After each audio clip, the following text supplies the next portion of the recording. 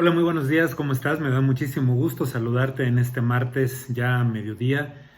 Ya como diría mi abuelita, qué rápido se está yendo este año. La verdad es que si te das cuenta ya estamos prácticamente por terminar el mes de abril y yo no sé si se va rápido por la parte del confinamiento, por la parte de esa vorágine por alcanzar los números a pesar de un ambiente adverso, pero el hecho es que se está yendo muy rápido. Y bueno, en esta ocasión yo quisiera platicar contigo de algo que estuve pensando sobre todo el fin de semana, que evidentemente está relacionado con el COVID, pero que no voy a hablar de lo que hemos estado hablando siempre de COVID, las vacunas, el medicamento, la fisiopatología, etcétera.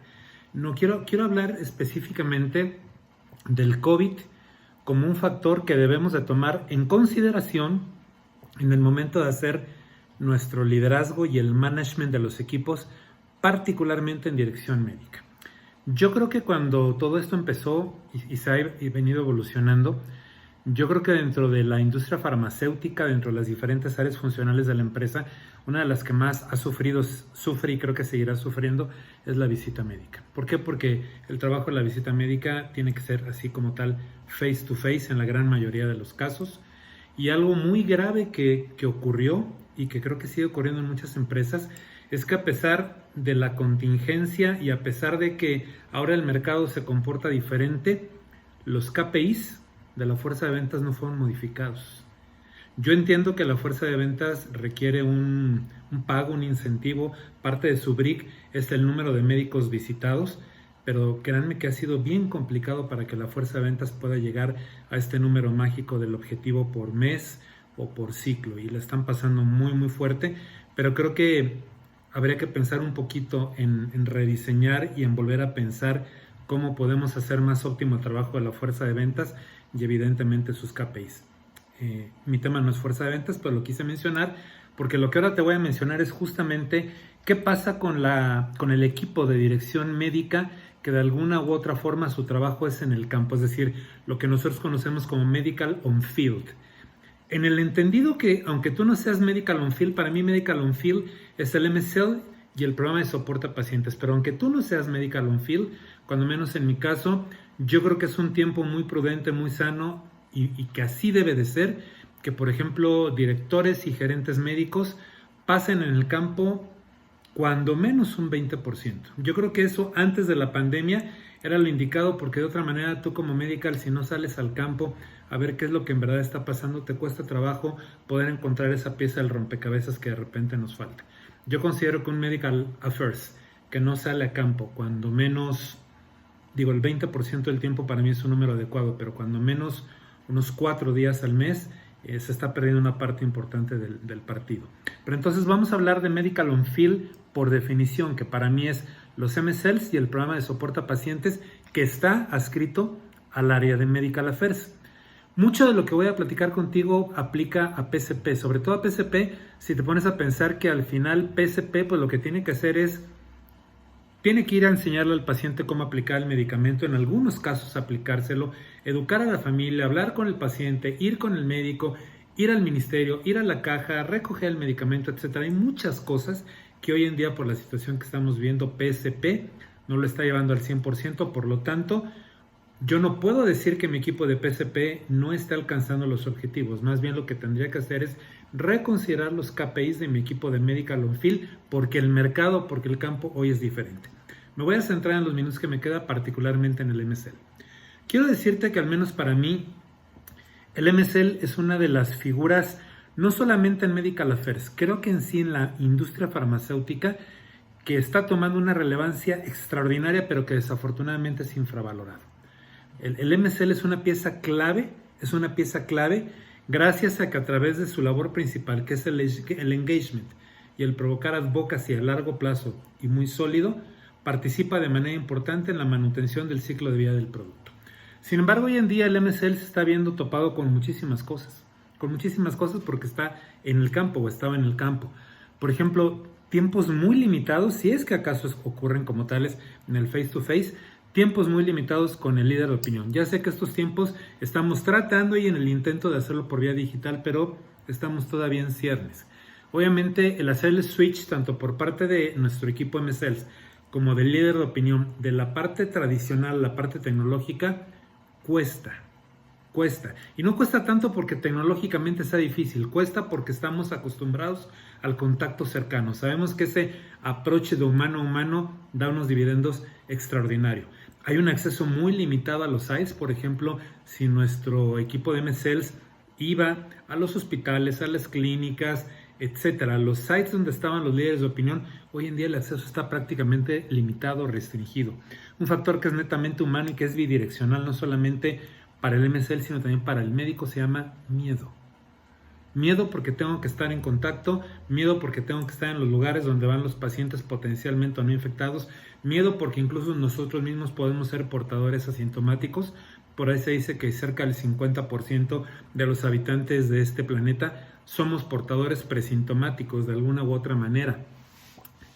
¿A qué otra cosa se enfrenta el MSL? Bueno, tú sabes perfectamente bien que una de las herramientas importantes para lograr el advocacy con los líderes de opinión era la parte de educación médica continua y llevarlos a los congresos, a los eventos, a los stand-alone. Eso prácticamente hoy no existe. Entonces, tomando esa consideración, nos tenemos que dar cuenta que nuestro equipo de MSLs está con un hándicap importantísimo con relación a lo que estábamos haciendo todavía antes del 2020.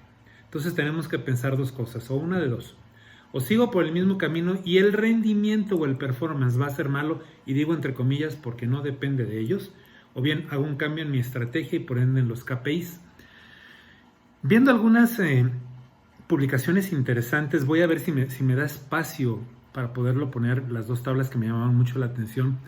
Hoy en día se está pensando muy fuertemente en Estados Unidos y en Europa hacer cambios sobre los KPIs. ¿Por qué? Porque tienes que repensar nuevamente si tus KPIs cuantitativos y cualitativos y la mezcla que tengan en el peso de la evaluación y el performance de la gente son los correctos. ¿Por qué? Porque son KPIs que hicimos antes del COVID y hoy son KPIs post-COVID. Por ejemplo, te puedo decir que en los KPIs cuantitativos, en términos generales y como tendencia a nivel mundial, el número de interacciones con los líderes de opinión se está manteniendo más o menos igual, porque si bien es cierto, no lo voy a ver, en la teoría lo puedo lograr a través de una plataforma digital, en la teoría, porque no en todos los casos el médico lo está aceptando como tal. Por ejemplo, las reuniones científicas, que para mí es una de las partes importantes de las herramientas que tiene un MSL. Esas reuniones científicas de intercambio, el advisory board, las discusiones, las mesas redondas, vienen a la baja. Y uno tendría que en los KPIs disminuir ese peso que tiene el número de reuniones científicas que debe tener nuestro equipo. Los entrenamientos de tipo científico se van a mantener prácticamente igual o un poquito elevados porque en la teoría podemos utilizar las plataformas para lograr este objetivo. Pero insisto, también depende mucho de la aceptación de nuestro stakeholder. Es importante entender que una de las funciones para que nosotros tengamos líderes de opinión que tengan un gran advocacy hacia nosotros es precisamente prepararlos para que sean nuestros voceros, nuestros speakers. Yo creo que ya cuando tienes un médico en ese stage, tu advocacy con ese médico es muy alto. Bueno, pues justamente por cómo está la situación, los entrenamientos para formar speakers vienen a la baja. ¿Por qué? Porque además tampoco hay mucho foro para tener pláticas a menos que sea por plataforma digital. Pero algo que es bien importante, que lo puedes hacer desde el punto de vista de KPI cuantitativo, son tus reuniones internas con los stakeholders internos. Tus reuniones con marketing, con acceso, con comercial, con ventas, etcétera. Esas van al alza porque las podemos hacer de un modo cerrado a través de las plataformas, porque de alguna u otra manera todos necesitamos estar conectados. Dentro de los KPIs cualitativos, bueno, los proyectos externos pudiera parecer que van a la baja, pero sin embargo, creo que el hacer el networking y tratar de implementar cosas que podemos hacer a través de las plataformas digitales puede ser un KPI que nosotros pudiéramos tratar de aumentar. Algo que es muy bueno, porque indiscutiblemente nos da una información muy fresca, no solamente para el área comercial, sino prácticamente para toda la compañía, es hacer esa recogida, esa recopilación de los insights que te da el stakeholder, el líder de opinión. Y esos insights que te está dando el stakeholder tienen y deben de ser compartidos con el equipo comercial cuando menos una vez por mes. Bueno, ahora lo podemos hacer con más razón y créeme que es información súper valiosa que en las manos adecuadas de comercial te da unas herramientas increíbles para poder mejorar tu estrategia, sobre todo a nivel comercial y obviamente tu estrategia a nivel medical. Eso es lo que en términos generales se puede hacer. Claro, depende mucho de cuál es la tabla de tus KPIs, porque varía de empresa en empresa e incluso de la misma empresa varía de mercado en mercado. En términos generales, los expertos opinan que aproximadamente se tendría que hacer cerca de un 65% en los pesos de los KPIs de los MSLs. 65% en cambios, ya sea de tipo descripción o de peso específico. Lo interesante del caso es que cuando le preguntan a los directores médicos y gerentes médicos, consideran que el mayor peso que se le debe de dar como cambio tiene que ser a la parte cualitativa, es decir, el MSL tiene que ser más planeador, más estratégico. ¿Por qué? Por la situación que estamos viviendo. 75% es lo que opina Medical. Sin embargo, Comercial considera que la parte cuantitativa prácticamente no debería de moverse. Y es entendible, porque estamos trabajando con números. Pero ahí es donde creo que se tiene que juntar, pero vaya, como nunca, el modelo colaborativo y llegar a un equilibrio de cómo vamos a evaluar directamente los KPIs del MSL. Estoy consciente y me vas a decir, pero los KPIs y la evaluación del MSL caen en dirección médica. Sí, pero cuando tú bajas los objetivos y los tropicalizas y los juntas para customizarlos con los de la empresa, tenemos que tomar en cuenta y considerar la parte comercial porque son objetivos corporativos. 2 puntos más antes de darte las gracias sería la parte de los lanzamientos. Hay empresas que han decidido ya no lanzar. Sin embargo, en el milestone seguramente tenías planes de lanzamiento que por la importancia del producto o bien por las unidades o el dinero comprometido tienes que lanzar. Y probablemente no sean los lanzamientos a los que estábamos acostumbrados antes de marzo del 2020, pero puedes hacerlo a través de plataformas digitales. Y aquí la pregunta sería, ¿de qué manera podemos optimizar y reforzar esa actividad tan fundamental que tiene el MSL en la parte de lanzamientos de productos, pero no únicamente en el momento agudo del evento, de la gira con el speaker o de visitar al líder de opinión? No. Acuérdate que el MSL y de hecho toda la compañía tendría que participar en un periodo que es crítico, que es el periodo pre-lanzamiento, sensibilizar al target. Eso es función del MSL, eso es función de Medical Affairs.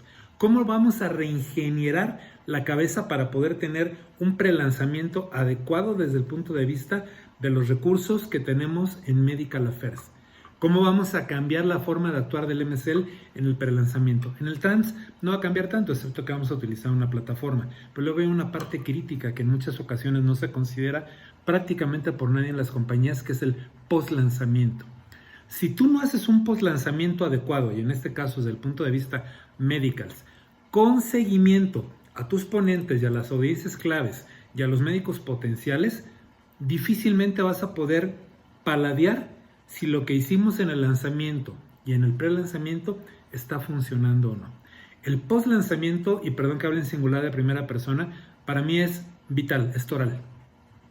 Un post-lanzamiento que no se hace adecuado desde todas las áreas, pero particularmente en medical, a través del MSL, del gerente médico, del director médico, hace que las posibilidades de éxito de tu producto sean muy limitadas. Por bueno que sea el producto, por bueno que sea la estrategia. Tienes que hacer lanzamiento, tienes que hacer seguimiento post lanzamiento. Por último, si tú me preguntas, ok, ¿cómo hacemos todo esto? Bueno, primera, con mucha comunicación, una comunicación muy fuerte con el CEO, con el General Manager de la empresa, explicándole por qué requerimos hacer ciertos cambios en la ponderación y en los pesos de los KPIs, con comercial para poder unificar la estrategia y que entonces la estrategia de Medical Affairs de alguna u otra manera apalanque como debe ser a la estrategia comercial, evidentemente con acceso es lo mismo, es decir, un modelo colaborativo, un trabajo en equipo, pero comunicación. Y ya hablando directamente del recurso humano, del equipo, del MSL, creo que hoy más que nunca tenemos que insistir en algunos tipos en particular de entrenamiento o capacitación. Por ejemplo, si tú a mí me preguntas, yo creo que yo haría un entrenamiento muy fuerte en inteligencia emocional con los MSLs, tanto para ellos como para poder entender al target. Desarrollar muchísimo las habilidades de empatía, que de alguna u otra manera, tienes razón, van ligadas con la parte de la inteligencia emocional.